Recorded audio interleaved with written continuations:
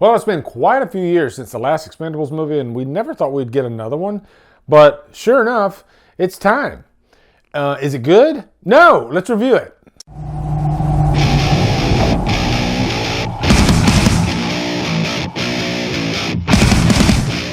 Expendables 4 stars Sylvester Stallone, Jason Statham, Megan Fox, 50 Cent, Dolph Lundgren, and is directed by Scott Wall. What's up, guys? Welcome to a brand new 2023 review. I just got out of the new Expendables, went to a press screening, and I am, wow. Look, when I go into an Expendables movie, I don't expect that much. You know, I mean, the original idea of the Expendables was to just, we can't capitalize off of one action star anymore, so let's put them all together. And I think it was a great idea for Stallone to do that. And by the way, Stallone, childhood idol, huge Rocky Rambo fanatic, all that stuff, okay? But even, you know, with that, Stallone isn't the main draw in these Expendables movies, right? It's the sum of all parts, I guess. And I didn't even know that they were gonna have another Expendables movie because it's been so long since the last movie, and the last movie wasn't really that good. Remember when the last movie came out, it leaked?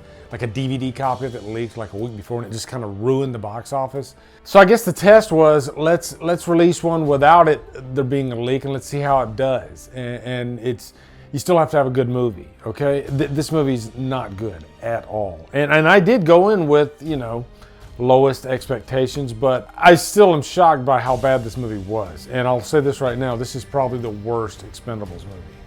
So anyway, let's give you a quick plot synopsis, and I'll give you a couple of pros, okay? And boy, we're gonna have fun with the cons. So really the main plot of this movie is there's this detonator that the Expendables are trying to intercept. There's this group of baddies or terrorists or whatever you want to call them, led by Iko Uwais, who plays Romat, and they are trying to steal this detonator so they can blow shit up.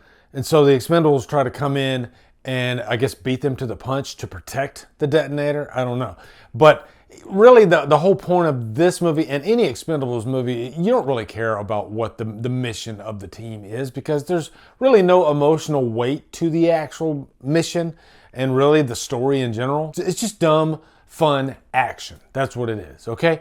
To jump into the pros of this movie, is there dumb, fun action? There's a lot of dumb, there's some fun, and there's some action. I guess that's the best way to put it. Jason Statham, I think, is the best part of this movie. He's playing into his strengths. You completely buy him as this mercenary, Lee Christmas. He's a trained martial artist, so he can play this part very well, you know? And I think that's the biggest thing with any actors. You want to buy them in the role, right? You want to be able to believe that they could be this part, and you more than believe that he could be this part, and he does a great job. Also, I'm a huge fan of Iko Uwais, who was in the Raid movies. He's kind of wasted in this movie. He's the main villain. I'll just say he's not really given room enough to shine as a main villain like he should be in this. And really, I think I prefer him as a good guy. It's like putting Stallone as a bad guy. Sure, I think Stallone's done maybe one or two bad guy type roles, but we always prefer him as the good guy. And same thing with Iko. And by the way, his fighting style in those Raid movies, it's just some of the greatest martial arts I've ever seen in my life. And in this movie, you probably see maybe 10% of it. And really the fighting scenes in general, not just the fighting, but also just the blowing up, the action, all that stuff. I'll just say, and we're jumping into the cons now, okay? I'm done with the pros. But actually, one more pro I could say is there are some fun, I guess, funny moments. The comedy doesn't fully land, even in the scenes that are kind of funny. And there's a lot of jokes that are really bad. You know, it's not really jokes, it's just the dialogue in general in this movie is pretty weak. Even the pros lean into the cons in this movie, all right? I want to spend a good portion of the cons on Megan Fox. I like Megan Fox. She's really great in Jennifer's Body. I like her return to horror in Till Death. I think that was last year. She did a pretty good job. I think she just has a comfort zone.